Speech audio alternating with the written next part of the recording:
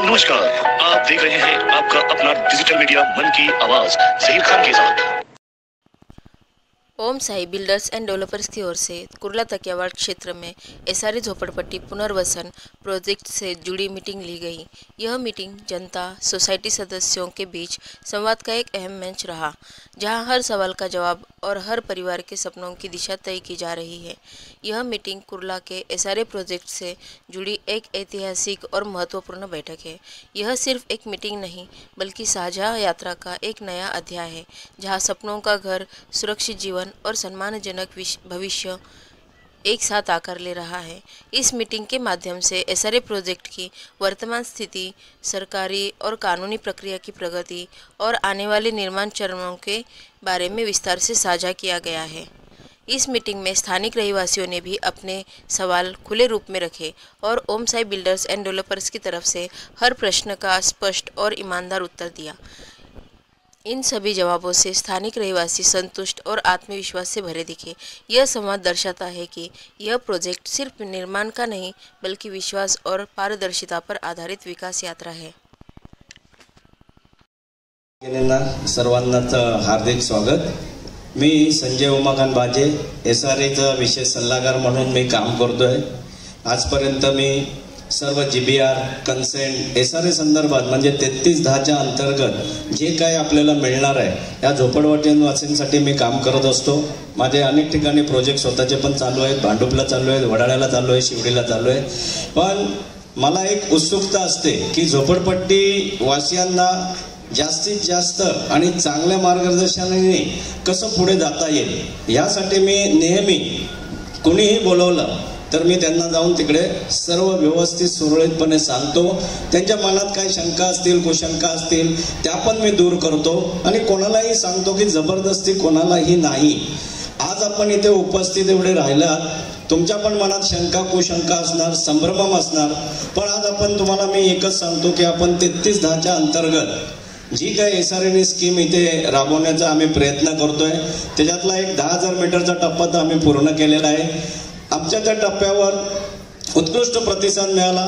450 लोकांनी कन्सेंट भरले, म्हणजे 100% आम्ही पास करून पुढे गेलेलो आहे। तर आम्हाला पूर्ण तकियावाडचा प्रवास हा सुशोभित आणि सगळे जर मिळून आलो तर सुरळीतपणे इथे मी पाहिलं आहे की प्रत्येक ठिकाणी मी मीटिंग करत होतो, सर्व धर्म समभावचा इथे कोणताही अभाव नाही आहे। सर्व लोकांना एकनिष्ठ आणि एकसंध राखण्याचं काम आपल्या सगळ्या लोकांनी केलेलं आहे। त्याबद्दल खरोखर तुमचं कौतुक करणं फार गरजेचं आहे। आपण त्याला पात्र करण्यासाठी सहकार्य करू। कुठलेही डॉक्युमेंट्स आम्ही त्याचं बनवणार नाही, पण त्याला सहकार्य करणार आणि जर नाही राहिला, सहकार्य नाही झाला आणि नाही अपात्रच राहिला तर आम्ही त्याचे पैसे भरून त्याला स्वतःचं घर कसं देणार याची ग्वाही देणार आहे। हे तुम्ही मनातलं काढून टाका की कोणी इथे अपात्र असू दे ना तर पात्र असू दे, पण त्याला घर नक्की मिळणार आहे। आणि तो कसा मिळणार आहे ते पण मी पुढे तुम्हाला नंतर सांगेन। आपण ही स्कीम घेऊन असताना पहिला 10,000 मीटर घेतला, आज 22,000 मीटरवर आलोय। म्हणून आज आपण तुमच्याशी बोलतोय, याच्यासाठी बोलतोय की तुम्ही लवकरात लवकर आमच्या संस्थेशी एकजूट व्हा।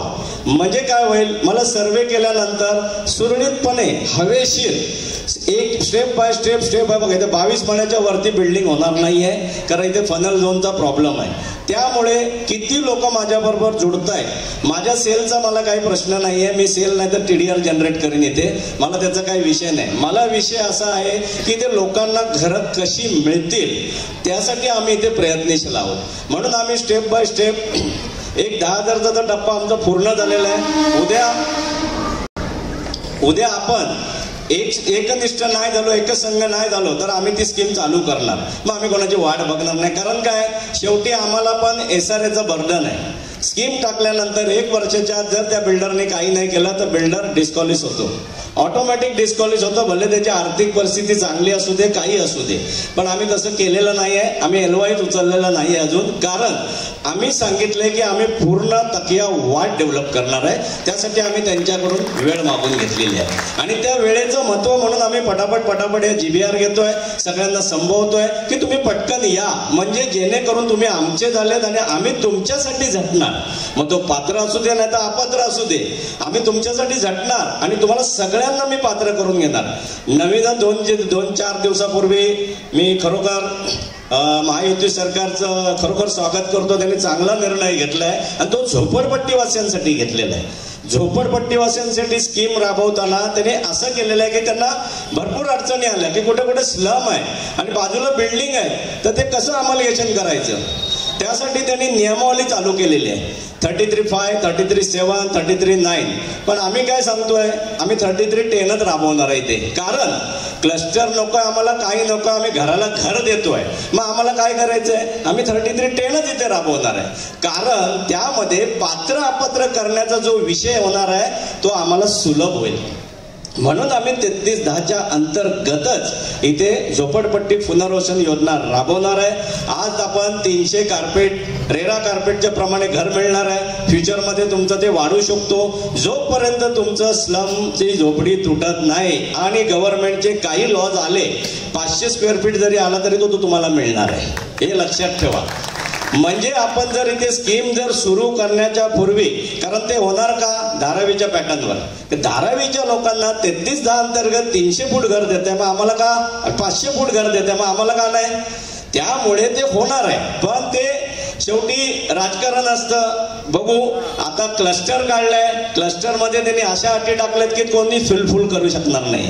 50 एकर कुठून आणणार, 50 एकर जागा आज आपली सगळी मोजली तरी 10 एकर नाही होते, बरोबर की नाही. म्हणजे इथे काय लागणार, 51% तर इथे कमीत कमी स्लमवाले, म्हणजे इथे स्लमच राबवणार आहे.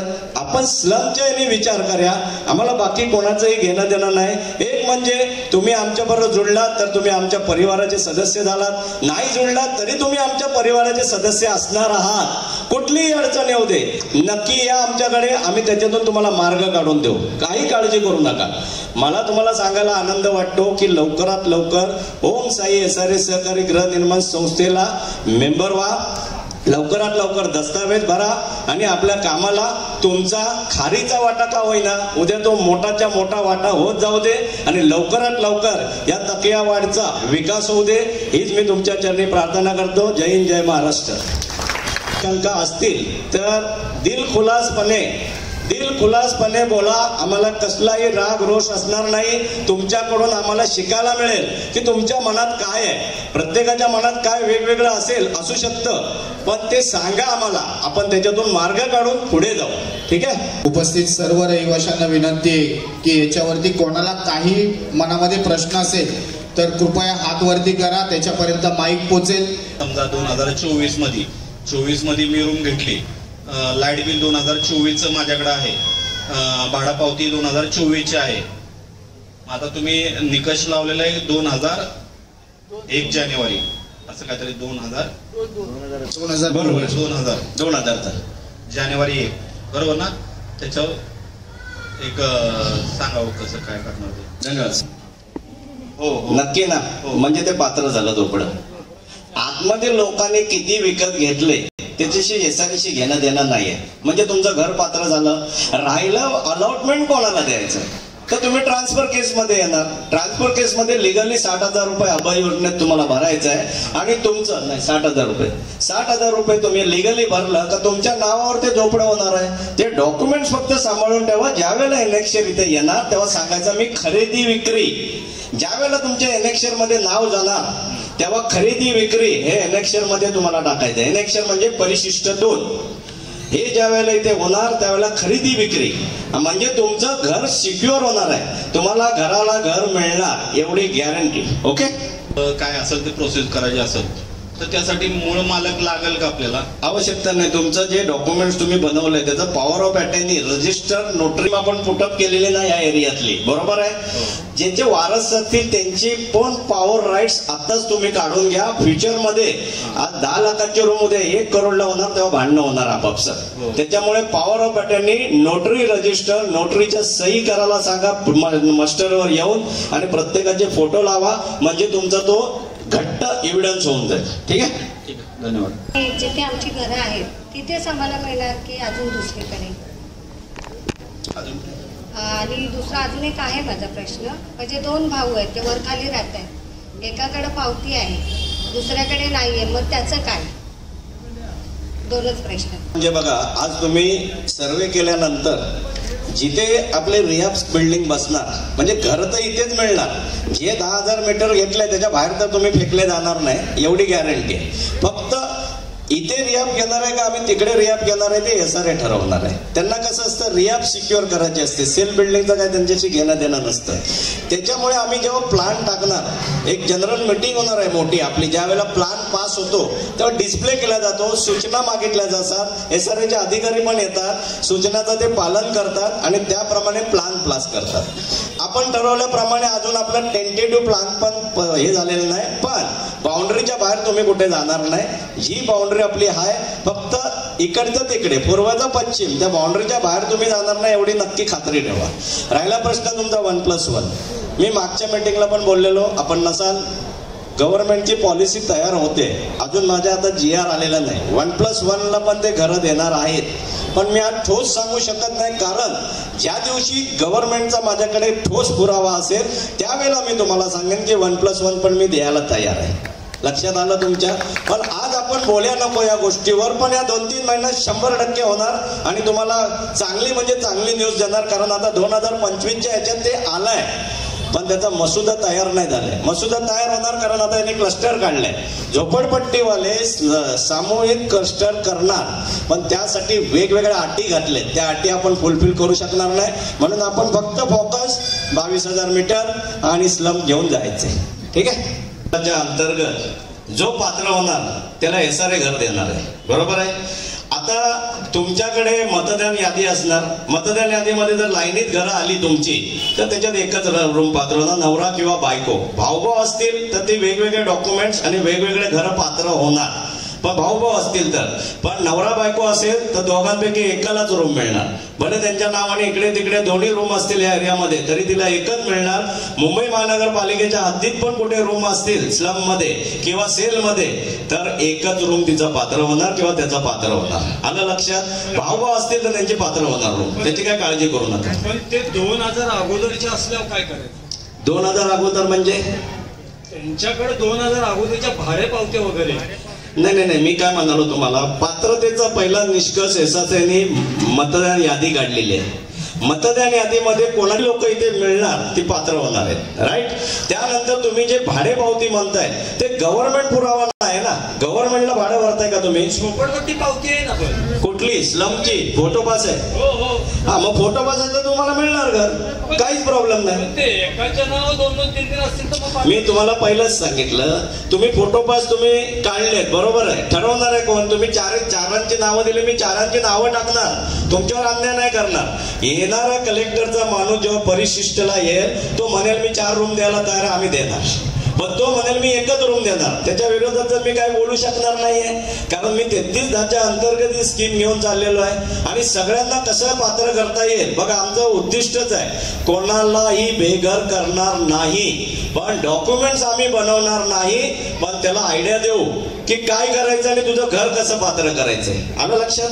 घर बांधकाम ज्या वेळेला SRA ठरवेल तुम्हाला मी काय परमिशन देतोय त्यावेळी आपण हा चर्चा करू की बाबा आम्हाला परमिशन मिळाल्या, बफर सोडायला सांगितलंय, रोड सोडायला सांगितलंय, त्या मीटिंग आपल्या होत राहतात.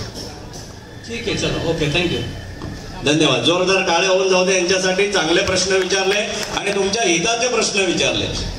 मालकाच्या ज्या मालमत्ता आहेत त्याच्या नोटीस आम्हाला येत आहेत आणि त्याचे पैसे आमच्याकडनं घेतात. ते मालकाच्या जागेवर तुम्ही राहताय साहेब, हो. स्लम तुमचा बसलाय, हो. तुम्ही त्या झोपडपट्टीत राहताय, हो. तुम्ही जर इथे फॉर्म भरले तर तुम्हाला सिक्युअर करायची जबाबदारी आमची आहे का? संस्था पत्र टाकणार की तुम्ही त्यांच्याकडून कसं घेताय, तुम्ही SRAला आम्ही पैसे भरणार आहे त्यांच्या नावाने 40,000 प्रॉपर्टी टॅक्स वगैरे त्यांच्याकडून द्या. आज कसं आहे, तुम्ही जर आमच्याबरोबर जुडा का, आम्ही त्याच्यासाठी बोलतोय की आम्हाला पिक्चर क्लिअर होऊ दे, किती लोक माझ्यावर येत आहेत किती नाही आहेत आणि त्यांच्यासाठी काय करायला पाहिजे. आता तुम्ही जो प्रश्न करताय की आम्हाला नोटीस पाठवताय, त्यांचं कामच आहे त्यांचं कामच आहे बीएमसीचं, पण तुम्हाला बेघर केलं का? नाही करणार पण नाही, त्यांना रूल माहिती आहे. ह्याला जर मी लिगली नोटीस पाठवली तर तो कोर्टात जाणार आणि कोर्टात विचारणार मी मालक थोडा आहे, हे मला का पाठवतात? तो तुमच्या झोपडीवर नाही मारत आहे, त्याची जी जमीन वापरून तुम्ही त्याचा मेंटेनन्स घेताय बीएमसीचा, त्याचा टॅक्स गोळासाठी ते पत्र पाठवते तुम्हाला. तोपर्यंत इकडचा सर्वे पूर्ण होत नाही. त्यांचं काम एवढंच आहे, मेंटेनन्स गोळा करणं. मेंटेनन्स म्हणजे तुम्ही त्याची रस्ता वापरताय, सांडपाणी वापरताय, पहिला दुसरा माळा पण वापरतोच ना. हे कोण देतं? हे ऑथॉरिटी कोण देतं? बीएमसी ला दिलेली आहे. आणि बीएमसी, मी पूर्ण बोलतो मग तुम्ही बोला. पूर्णपणे बीएमसी तो टॅक्स तुमच्याकडून महसूल रूपात गोळा करते. आणि उद्या एसआरएच्या प्रकल्पात आम्ही गेल्यानंतर इथे ज्या वेळेला टॅक्सेस बिक्सेस तुमचे ओव्हरड्यू वगैरे आहे, जे आम्ही भरल्याशिवाय आपण निश्चिंत राहायला पाहिजे. चाल मालक असू दे, कुणी असू दे, इमला मालक असू दे, ते जर खरोखर आमच्या बरोबर जोडत असतील तर आम्ही त्यांना द्यायला कॉम्पेन्सेशन तयार आहे. आज जवळपास मला वाटते इथे माझ्या नॉलेज प्रमाणे 15-20 वर्ष तरी झाले असेल, सगळ्यांनी प्रयत्न करून थकलेले आहेत. बरोबर आहे. त्याचं कारण तुम्ही शोधलं का? कारण हे आहे की बिनबुडाचा म्हणजे ब्लाइंड जुगार खेळणारा माणूस आज इथून कोण आला नव्हता. ब्लाइंड जुगार खेळणं म्हणजे काय आहे? मला माहिती आहे मी हारणार आहे, तरी पण मला जुगार खेळायचं आहे, असं जुगार खेळायला माणूस नव्हता. त्यामुळे ते चालमालक बिंदास तुम्हाला नडायचे. बघा, वाद मला चालमालकाची नाहीये. मला कोणालाही दुखून प्रोजेक्ट करायचं नाही, शिव्याशाप घ्यायचं नाही. जर तो स्वतःला मालक म्हणतोय तर आजही मी त्याला विनंती करतोय की लवकरात लवकर तू प्रॉपर्टी कार्डवर नाव टाक, जेणेकरून तू मालक म्हणून रिफ्लेक्ट हो. आणि रिफ्लेक्ट झाल्यावर आमच्या समोर बस, बाबा माझ्या चाळीत यायचं नाही, तू माझी डेव्हलपिंग मी करणार आहे. आम्ही नतमस्तक होणार त्याच्या चरणी, बाबा आम्ही नाही येत तुझ्याकडे, आम्ही दुसरा प्रोजेक्ट करतो. वेळेला आपण इथे प्लॅनिंग करणार, तुमचं जेवढं क्षेत्रफळ आहे ते देण्याचा आपण प्रयत्न करणार. आमच्या सेल मधून द्यायचा प्रयत्न करू, पण आम्ही कमी जास्त काही करणार नाही, त्याची तुम्ही काय काळजी करू नका. ठीक आहे. 24 महिन्यात हल्ली बिल्डिंग तयार होत आहे आजूबाजूला. आणि आमच्या बरोबर जो आमचा कन्स्ट्रक्शन पार्टनर म्हणून आहे ते L&T आहे. L&T बरोबर काम करायचं म्हणजे तुम्हाला काय त्यांच्या क्वालिटी बद्दल सांगायची गरजच नाहीये. बरोबर. L&T कंपनी बरोबर बोललेलो आहे, चर्चा झालेला आहे, आमच्या MOEच्या स्टेपला आलोय. आम्ही काय थांबलोय की आमचा पहिला इथे कन्व्हेन्स होऊ दे, आमचं सबमिशन होऊ दे, किती लोक आपल्या बरोबर येत आहेत, किती जणांचं प्लॅनिंग करायचं आहे. जर मला इथे 22,000 मीटर जर प्लॅनिंग मिळाला तर मी एका कोपऱ्यात कुठेतरी ट्रान्झिस्टम टाकणार आहे आणि त्या लोकांना खाली करण्यासाठी मी 15,000 भाडं देणार आहे. किती? 15,000. आणि ते पण भाडं 3 वर्षाचं जमा करायला लागतं एसआरएला. म्हणजे याच्यात विकासकाचा काही हस्तक्षेप नाही. 3 वर्षाचे चेक तुम्ही एसआरए कडून घ्यायचे.